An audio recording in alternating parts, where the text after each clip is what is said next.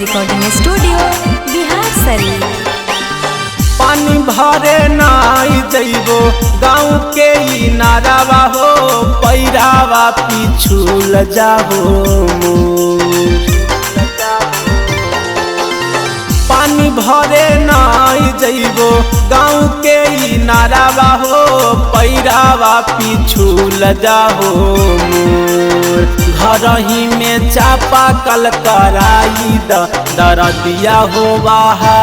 को बिजोर घर ही में चापा कल कराई दरदिया हो बाहा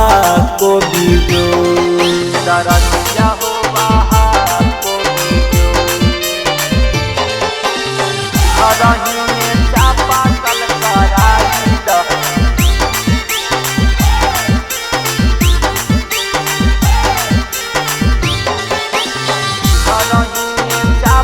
कल कराई दरदिया हो बाहा को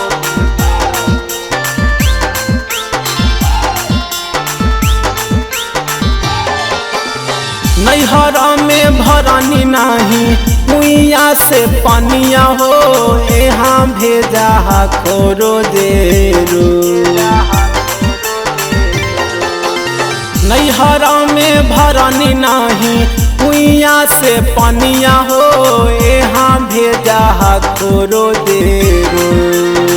घर ही में चापा कल कराई दरदिया हो बाहा को बिजोर घर ही में चापा कल कराई दरदिया हो बाहा को बिजोर दरदिया हो बाहा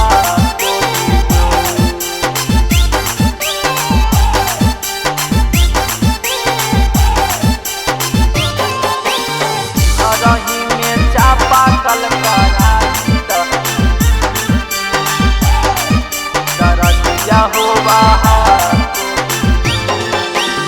सोनू गुलसान सुना रहबो ना घरवा हो नैहरवा चली जइबो होते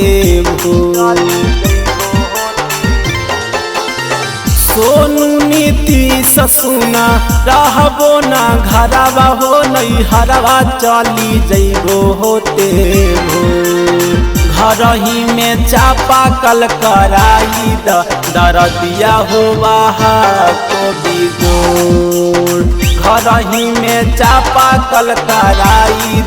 दरदिया हो बाहा